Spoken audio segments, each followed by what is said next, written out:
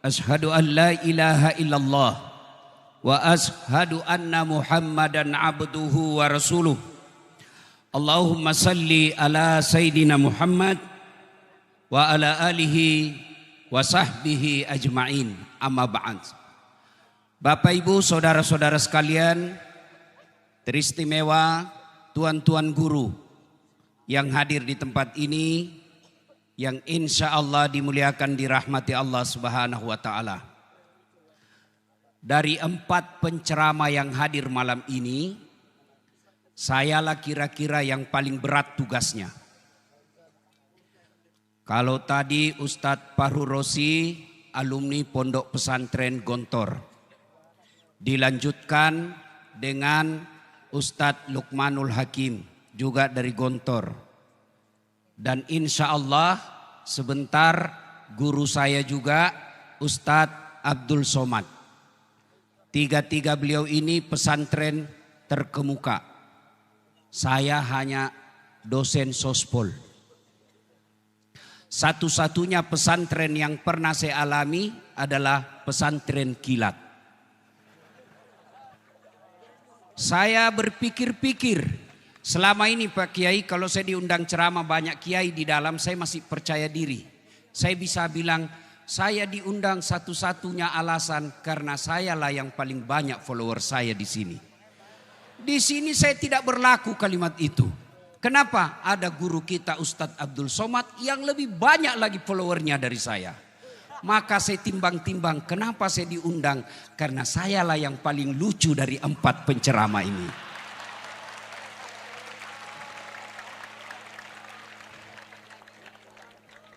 Saya pikir apa yang saya mau sampaikan ini. Allah Karim, musibah besar buat saya. Baiklah, saya coba-coba sendiri dengan cara saya sendiri.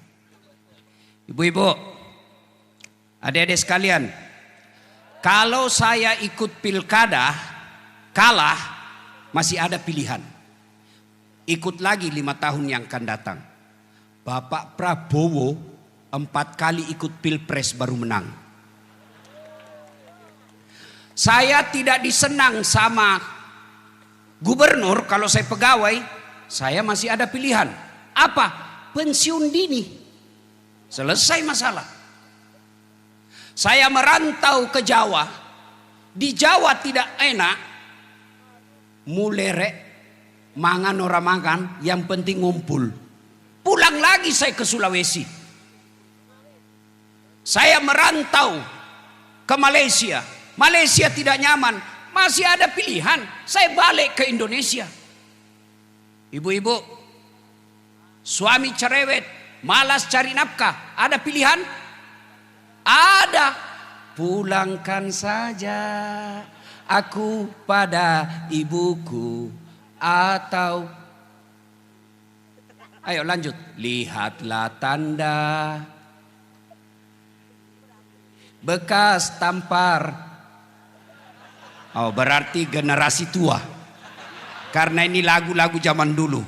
Tapi masih lebih baik lagu zaman dulu daripada lagu sekarang. Tak bolak-balik, tak bolak-balik. Apa yang kita dapat itu? Iya. Suami cerewet, masih ada pilihan.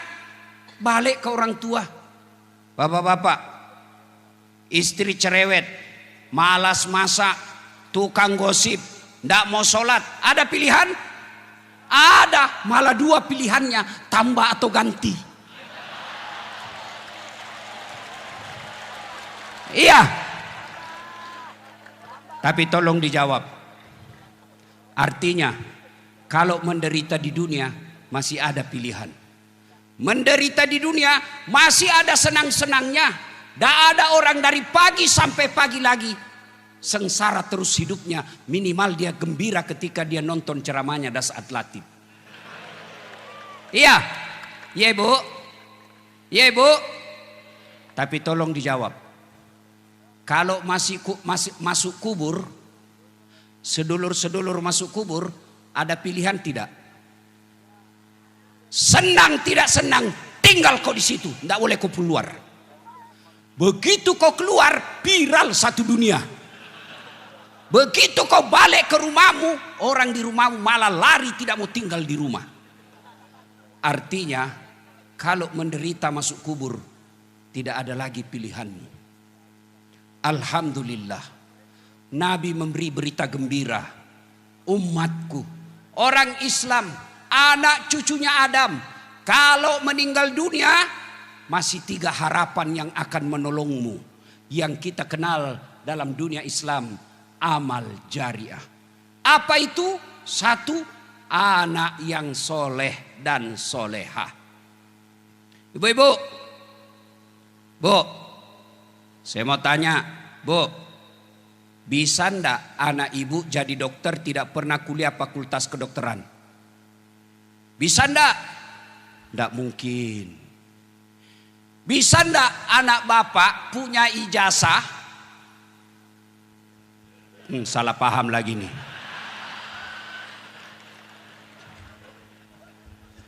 Sudah ndak usah itu kalau gitu. Bisa ndak bapak ibu sekalian punya anak jadi kapolsek bukan polisi? Ndak mungkin. Bisa ndak anak bapak ibu sekalian jadi tentara tidak pernah daftar lulus tentara? Ndak mungkin.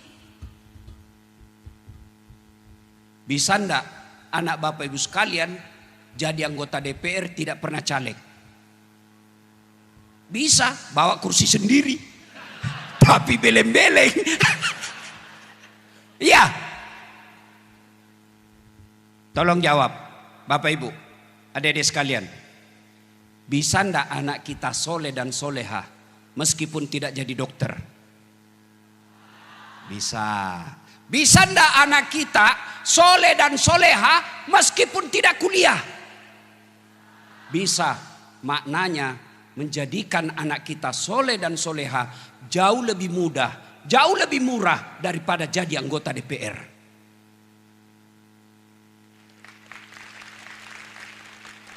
Tapi sayangnya anak-anak kita, ibu-ibu kita lebih bangga kalau anaknya jadi kontraktor daripada jadi ulama.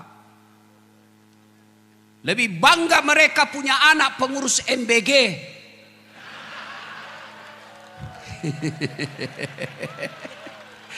Karena ada yang bilang 19.000 ekor sapi tiap hari. Ternyata usut punya usut, sapinya ada di Royco.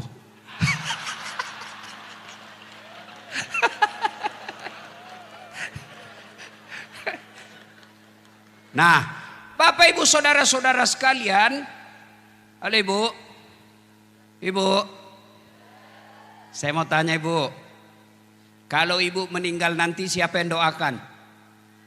Suami? Jangan harap Ibu kawin lagi. Oh, istri saya komplain. Jadi Ustadz, nanti kalau saya duluan meninggal, Ustadz mau kawin lagi. Saya peluk baik-baik dia Bu. Saya bilang, dengar kau sayang, jangankan kau meninggal, masih hidup saja saya selalu berpikir kawin lagi. Apalagi kalau kau sudah mati. Siapa yang doakan Bapak Ibu sekalian?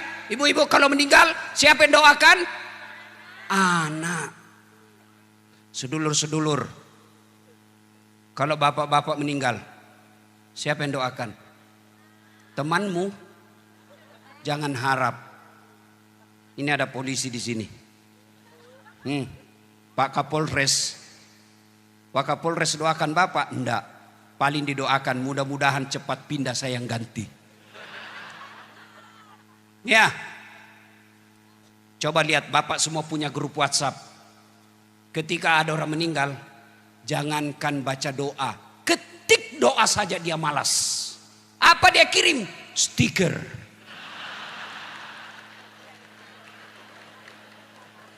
Al-Fatihah. Dia tidak baca itu.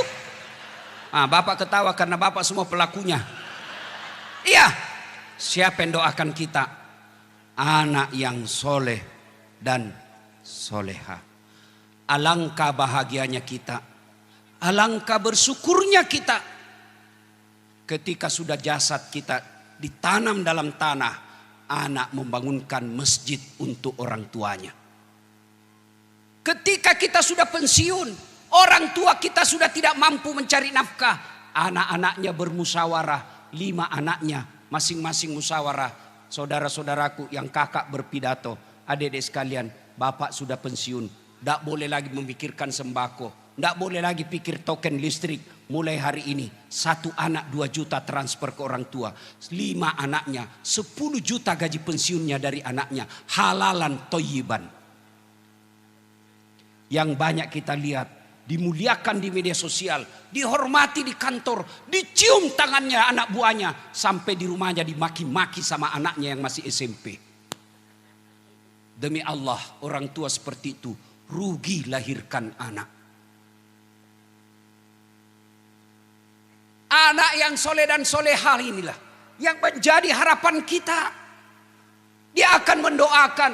Orang tuanya sudah di alam kubur. Setiap sujudnya dalam sholat 5 waktunya, apa yang diucapkan? Allahumma gfirli wali walidayya warhamhuma kama rabbayani saghira. Itulah anak yang hebat. Tapi lihat anak-anak modern sekarang, makin kaya orang tuanya makin kurang ngajar. Oh, sama cowoknya sopan betul. Iya kak.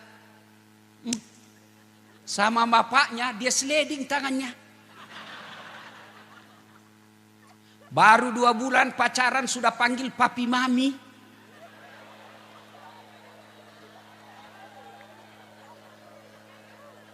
Pret. Orang tuanya tidak dihormati.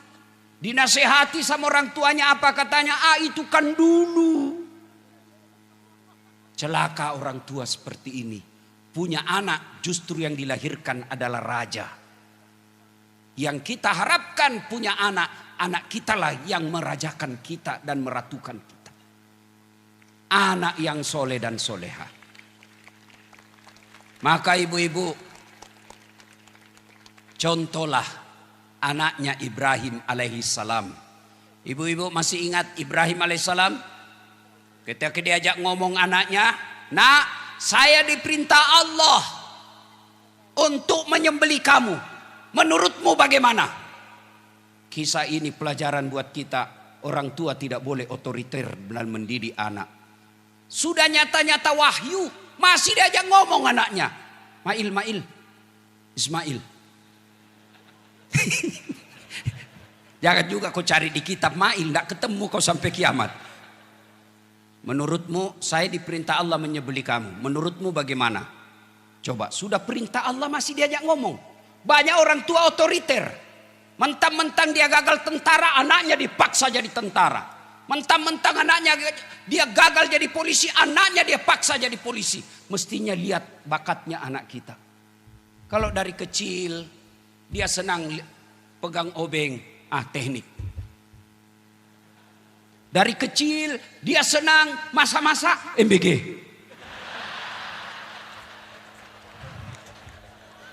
Kenapa? Saya heran, kenapa sensitif sekali nih MBG? Mungkin karena tidak masuk akal ini ya. Iya.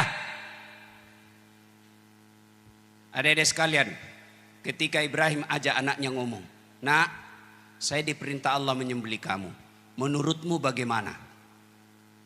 Kira-kira kalau anak bapak yang milenial atau Gen Z, yang SMP di rumah, nak, saya diperintah Allah potong kamu. Menurutmu bagaimana?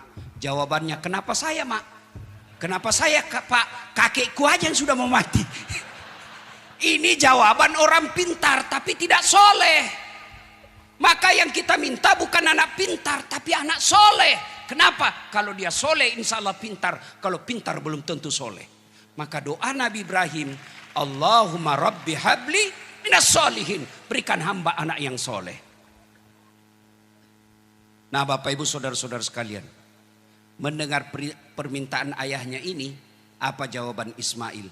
Pak, don't worry. Be happy. Jangan cemas Pak. Laksanakan. Insya Allah Bapak mendapati saya anak yang sabar.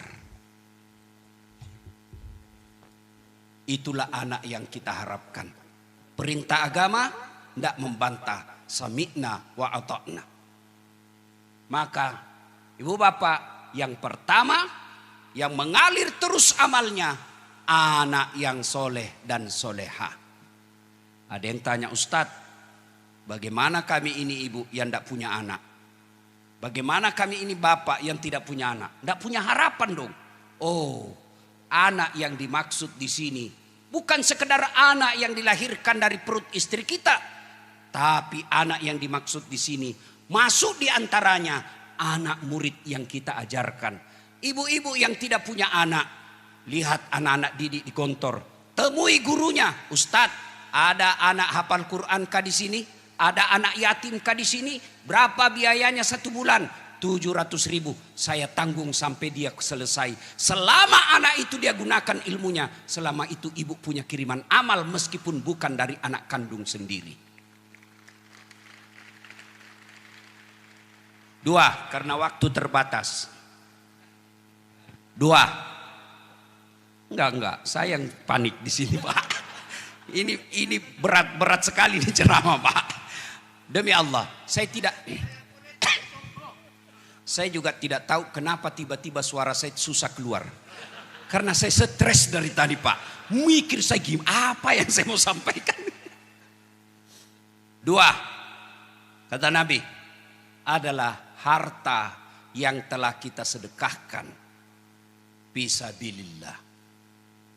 Ibu-ibu, Bu, ini terutama yang banyak emasnya. Kalau ibu meninggal nanti siapa yang pakai emasnya, Bu? Anak? Bukan, istri kedua. Begitu ibu meninggal, suami nangis. Tidak kusangka kau cepat sekali meninggalkanku, sayang. Dia buka cincinnya, Bu. Dia paksa keluar cincinnya, Ibu. Tidak mau keluar, dikasih sabun. Selesai dia cabut cincin, dia cabut lagi gelangnya, Ibu. Ini gelang saya ini. Saya belikan kamu dulu waktu kita pergi umroh. Dia cabut gelangnya, Ibu. Sudah itu dia cabut lagi kalungnya, Ibu. Ini kalung saya belikan kau usia pernikahan 10 tahun. Terakhir gigi palsunya Ibu pun dia cabut. Sudah itu dia bungkus. Dia bungkus cincinnya Ibu, gelangnya Ibu, kalungnya Ibu, dia bungkus sambil menangis. Dia simpan dalam lemari. Selamat tinggal sayang. Betapa cepat kau tinggalkan aku. Dia simpan. 3 bulan kemudian pergi reuni Gontor. Ketemu janda. Oh. Piye kabare, Mbak? Api-api, Mas. Sampean api. Saya gimana, Kak? Istri saya meninggal. Sampean duda? Iya. Saya juga janda. Oh, cocok dong. Oh, cinta lama bersemi kembali. Dia balik ke rumahnya. Dia ambil tadi emas yang dia simpan di lemari. Dia tarik lemari dalam emas itu. Dia simpan dalam kotak warna pink. Dia bungkus lalu warna pink. Kasih pita-pita warna pink. Orang yang lagi jatuh cinta. Dia ketemu sama si janda. Lalu dia berkata, Dek, ambil saja ini emas. Sudah mati yang punya. Nggak lagi dia bilang wafat, dia bilang kamu mati. Bu, daripada diambil janda, mending bawa ke Gontor. Bawa ke pesantren untuk anak-anak kita. Ini yang disebut pandai menyikapi harta. Pak Kiai, saya bilang sama ibu-ibu kaya di Makassar. Ibu-ibu yang kaya tidak usah pakai emas asli. Kenapa? Biar palsu orang juga tidak percaya palsu. Maka lebih baik kau pakai yang palsu. Yang asli bawa ke pesantren. Saya bilang juga sama ibu-ibu yang miskin. Ibu-ibu yang miskin Tidak usah kau pakai yang asli. Karena biar asli orang juga tidak percaya. Maka lebih baik pakai yang palsu. Yang asli bawa ke pondok pesantren. Jadikan dana untuk anak-anak yang soleh dan soleha lagi yang sekolah. Adik-adik sekalian, tanya Luqmanul Hakim, tanya Ustadz Abdul Somad, Abdul Farhur Rosi Amsar. Tidak ada orang bangkrut gara-gara sedekah. Tidak ada orang yang jatuh bangkrut karena sedekah. Yang sepanjang saya tahu justru dia kaya karena rajin sedekah. Dan tidak ada orang senang orang pelit. Saya mau tanya bapak-bapak, senang tetangga yang pelit atau dermawan? Ayo jawab. Senang menantu yang pelit atau dermawan? Senang pemimpin yang pelit atau dermawan? Tuh, tidak ada orang suka orang pelit. Bahkan orang pelit sekalipun tidak suka sama orang pelit. Dia bilang, tidak usah kau ke rumahnya, pelit. Padahal dia juga pelit. Suatu kali Nabi didatangi musafir yang miskin. Assalamualaikum warahmatullahi wabarakatuh ya Rasulullah. Waalaikumsalam warahmatullahi wabarakatuh. Ta'al. Sini. Gaya-gaya sedikit. Ta'al. Padahal saya tidak tahu bahasa Arab. Sini. Ya Rasulullah, saya musafir. Sudah beberapa hari tidak makan. Adakah makanan yang boleh kami makan ya Rasul? Nabi berkata, tunggu mi dulu. Tunggu kos itu. Nabi masuk. Tanya Aisyah. Ya Khumairah. Masya Allah. Panggilannya Nabi kepada istrinya. Ya Khumairah. Yang kemerah-merahan pipinya. Maka bapak-bapak pulang dari pondok ini. Panggillah istri kita dengan panggilan kasih sayang. Wahai istriku yang termancung hidungnya. Tidak mancung hidungnya Ustaz. Ya lehernya aku lihat. Tidak mahal juga lehernya. Ya giginya aku lihat. Justru giginya yang mancung. Ya kau carilah mana yang baik. Jangan juga terlalu jujur. Jangan juga terlalu jujur.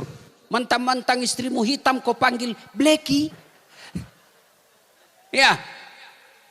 Masuk Nabi. Adakah makanan yang bisa kita berikan kepada tamu kita? Apa kata Aisyah? Ya Rasulullah, jangankan makanan, baunya aja tidak ada. Halo Ibu, Bu, ada ndak yang kalah ibadahnya Nabi di sini? Ada ndak kalah mustajabnya doa Nabi di sini? Ndak. Allah sampai katakan, andai bukan karena engkau Muhammad, saya tidak ciptakan dunia dan isinya. Saya persembahkan dunia dan isinya engkau Muhammad. Tapi ternyata kekasih Allah itu di rumahnya pun tidak ada makanan. Kita tidak ada senasib seperti beliau, tidak ada makanan. Yang ada adalah selera kita melebihi rezeki yang Allah kasih.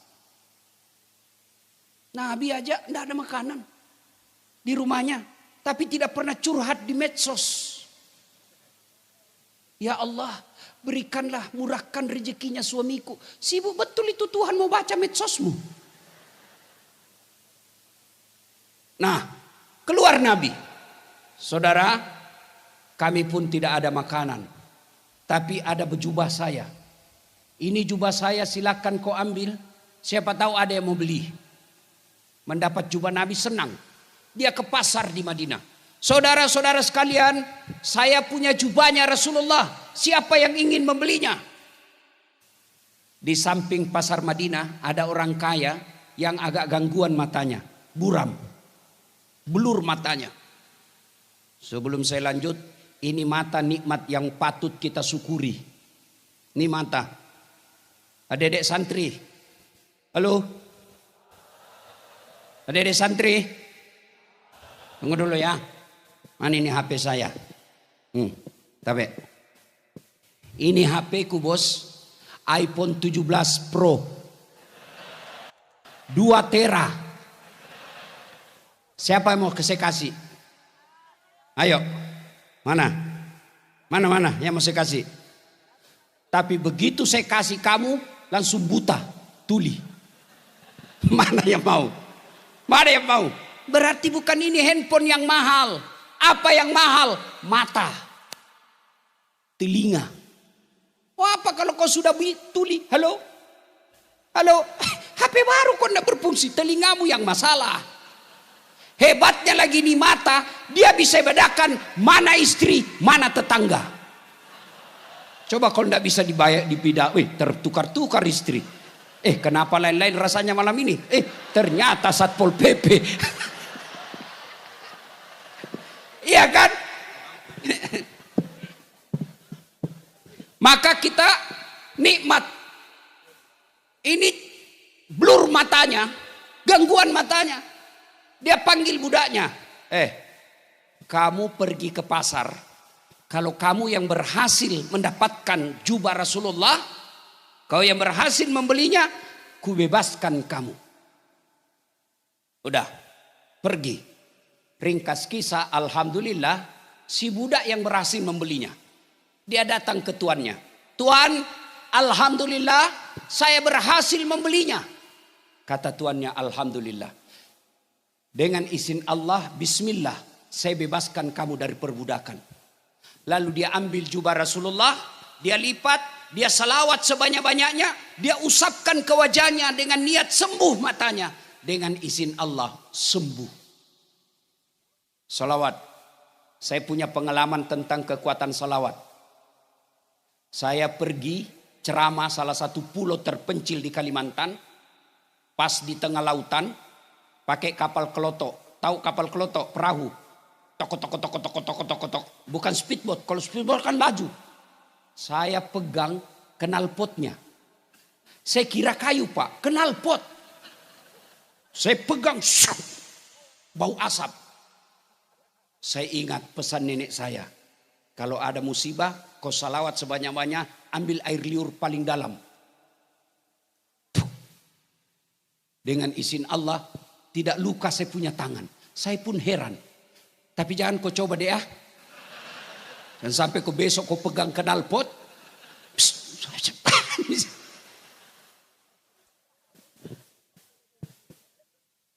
Dia usap wajahnya. Dengan izin Allah sembuh. Rasa syukurnya. Dia ambil jubah Rasul. Dia lipat dengan cantik. Dia datang ke rumah Rasul. Assalamualaikum warahmatullahi wabarakatuh ya Rasulullah. Alhamdulillah. Saya yang membeli jubah Rasulullah. Dan saya usapkan ke wajahku. Dengan izin Allah. Penglihatanku normal kembali. Sebagai rasa syukurku. Ku kembalikan jubah Rasulullah kembali. Lalu Nabi memanggil istri beliau. Ya Humaira. Sini kamu lihat. Lihat hebatnya ini sedekah. Satu. Mengenyangkan perut orang lapar. Dua. Memerdekakan budak. Tiga, menyembuhkan orang sakit. Empat, hebatnya kembali lagi kepada yang punya. Maka Bapak Ibu yang hadir, alumni Gontor, ayo sedekahkan harta kalian untuk kemajuan pondok ini. Saya tidak punya duit Ustaz. Kalau Anda ahli di bidang media sosial, sedekahkan media sosialmu untuk pondok ini. Saya ahli komputer Ustaz, sedekahkan ahli komputermu untuk pondok ini. Saya ahli manajemen Ustaz, sedekahkan manajemenmu untuk kemajuan pondok ini. Inilah yang kita istilahkan dalam Quran, pastabikul khairat, berlomba-lomba dalam mengambil kebaikan. Insya Allah, harta yang disedekahkan di jalan agama Allah tidak akan pernah habis, malah semakin tambah, makin tambah, makin tambah. Terakhir ini kisah pribadi saya Pak Kiai. Ini bukan mau sombong dan takabur, supaya lebih yakin. Karena saya yang mengalami. Kemarin, waktu Idul Kurban. Saya pergi, reuni Ikatan Fakultas Syariah IAIN Alauddin. Pada saat itu peresmian gedung IKA. Saya berpikir, apalah saya sumbang ini. Akhirnya saya berkata, insya Allah saya akan sumbang 50 juta untuk sapi kurban anak-anak mahasiswa. 2 ekor. Pulanglah saya Pak Kiai. Pas pulang, baru kira-kira 10 menit, masuk telepon pengusaha sukses Kalimantan. Ustadz, nanti datang ke rumah acara. Dan itu kalau beliau ngundang, bukan gini pegang amplopnya, tapi koper. Saya bilang sama anggota saya yang ikut, kau lihat hebatnya itu sedekah dek. Saya keluarkan 550 juta, saya yakin di atas 200 juta nanti gantinya ini kalau Aji yang undang. Berapa gantinya dia kasih? 400 juta. Sudah, baru satu itu? Sudah. Kemudian saya ke Jakarta. Pengusaha lagi ketemu. Ustadz, gimana kabar? Baik. Nanti saya kirim ya untuk hari Lebaran. Dikasih lagi saya 100 juta. Sudah 500. Saya baru keluarkan. Dan lain masih ada lagi. Pada hari itu terkumpul 700 juta lebih. Percaya, yang penting hakul yakin. Jangan ragu-ragu. Kalau bapak keluarkan dompet, mau isi celengan ragu-ragu. Benar tidak diganti tidak? Benar tidak diganti nih kata Ustaz Hasan? Oh tidak Pak. Kenapa? Ana indosani abdibi. Benar Pak Kiai. Saya tergantung sangka hambaku. Kalau dia sangka diganti, saya ganti. Kalau dia ragu-ragu, tidak. Maka ada orang lewat celengan Pak. Anak muda tepuk belakang. Pak, dia sodorkan, ini orang kaya Pak, tapi pelit. Dia tarik dompetnya. Dia cari. 2.000 dia keluarin. Masuk celengan. Lewat depan anak muda ini. Dia tepuk belakang, dari ada belakang. Haji. Ya, dia sodorkan uang 100.000. Wih, dalam hatinya Pak Haji. Hebat betul ini anak muda. Masih muda 100.000. Akhirnya dimasukkan celengan. Begitu masuk celengan, dia bilang ini anak muda. Pak Haji, itu uangnya bapak yang jatuh tadi.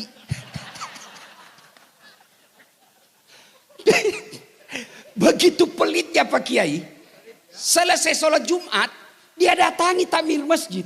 Dia bilang ada salah masuk itu tadi Ustaz.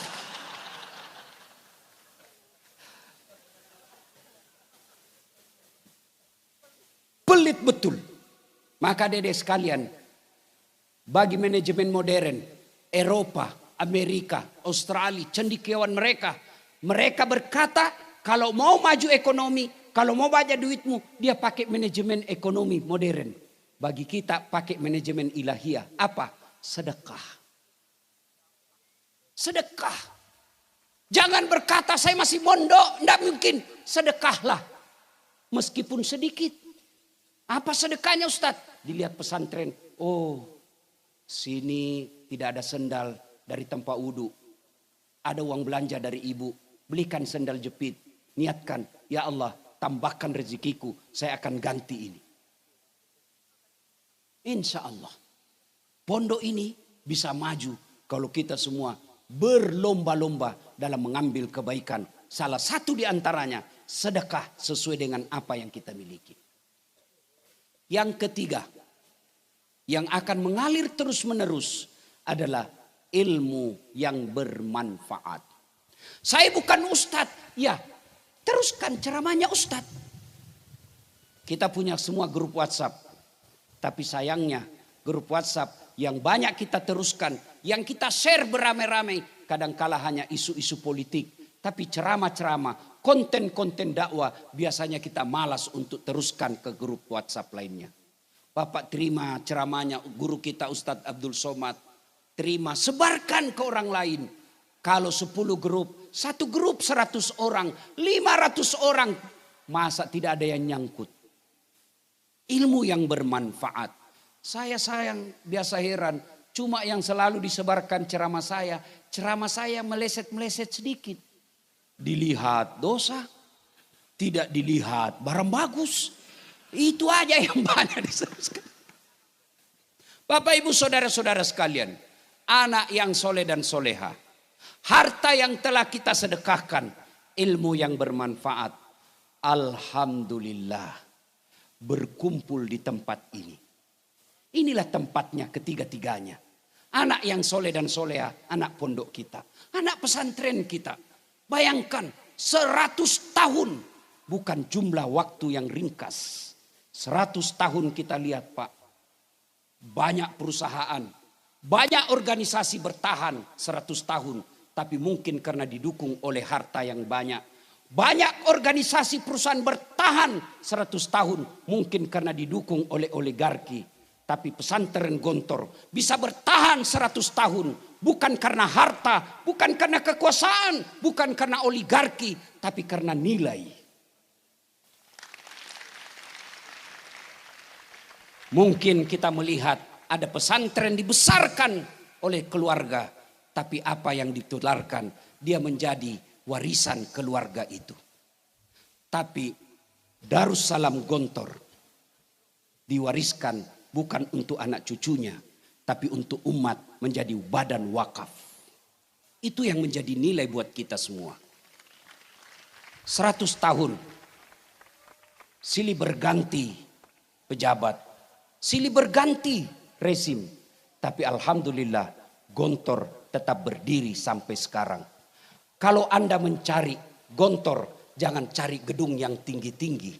Kalau Anda mencari Gontor, pada awalnya bukanlah tanah yang lapang dan gedung yang mewah. Tapi dimulai dengan cita-cita 3 pendiri bersaudara yang kita kenal Trimurti. Yang sampai detik ini karena keikhlasannya bisa bertahan sampai 100 tahun. Tapi tidak boleh puas sampai di situ. Pertanyaan makin besar. Mampukah kita abad kedua berikutnya? Saya yakin dengan semangat 3 tadi, insya Allah, jangankan 100 tahun yang akan datang, biiznillah, dengan izin Allah, maka Gontor akan bisa lebih tua dari Republik Indonesia insya Allah. Indonesia baru berapa puluh tahun, Gontor sudah 100 tahun. Mudah-mudahan Allah memberkati tempat ini, guru-gurunya, santri-santrinya, dan insya Allah abadi sepanjang zaman. Ini saja yang ingin saya sampaikan. Kalau Ustadz Lukmanul Hakim pandai berpantun, karena memang orang Melayu. Kalau MC tadi pandai berpantun, karena memang diajarkan pantun. Kami orang Bugis tidak tahu pantun. Tidak ada. Maka dalam budaya bahasa tutur orang Bugis tidak ada pantun. Kalau orang Melayu ingin melamar, dia akan berkata, aku melihat ada bunga di taman. Bunga itu sudah siap untuk dipetik. Kalau orang Bugis tidak. Sudah besar anakmu ya? Kasih nikah anakku sama anakmu. Itu orang Bugis itu. Tidak pandai dia berpantun Pak. Itu orang Bugis begitu. Maka kami tidak tahu pantun. Maka saya mohon maaf tidak bisa berpantun. Ya, Bapak Ibu saudara-saudara sekalian, terutama para kiai, terima kasih atas penghormatan ini. Saya tadi tertolong. Sebab saya tadi lihat susunan acara, saya yang terakhir.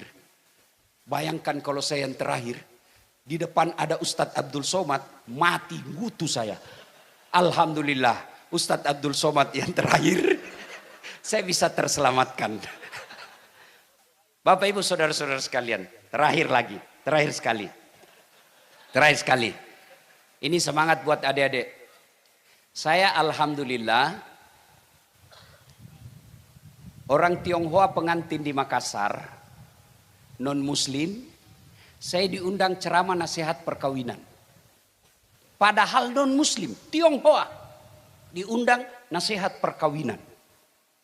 Bahkan Cap Gome kemarin, Cap Gome tahun baru Tionghoa, tablik akbar di Klenteng, saya diminta ceramah. Inilah kira-kira yang disebut pesantren modern Gontor. Bisa diterima semua golongan. Mudah-mudahan adik-adik sekalian, dakwalah yang rahmatan lil alamin. Kalau Anda ahli dakwah, jangan menakut-nakuti. Ada orang ceramah, baru baca 1 hadis, Kayak dia panitia hari kiamat. Saya pun dibully di medsos. Dibilangi kamu ustadz tidak sunnah. Cerita-cerita sunnah kamu tidak sunnah. Saya bilang kenapa kau tuduh saya tidak sunnah? Buktinya kau tidak punya jenggot. Ya mau diapa kalau tidak mau tumbuh? Maka adik-adik pesantren, ayo silakan jadi mubalik yang bisa diterima semua orang. Yang kita kenali dengan ulama modern. Itulah yang diharapkan oleh pidato tadi Pak Kiai Hazan. Apa tadi? Apa yang tidak diajarkan. Apa yang tidak dimiliki. Insya Allah kalau ini kita pegang baik-baik. Maka pesantren Gontor akan menjadi pesantren teladan di bumi Nusantara. Demikian. Lebih dan kurangnya mohon dimaafkan. Usikum wa nafsi bitaqallah. Pastabikul khairat.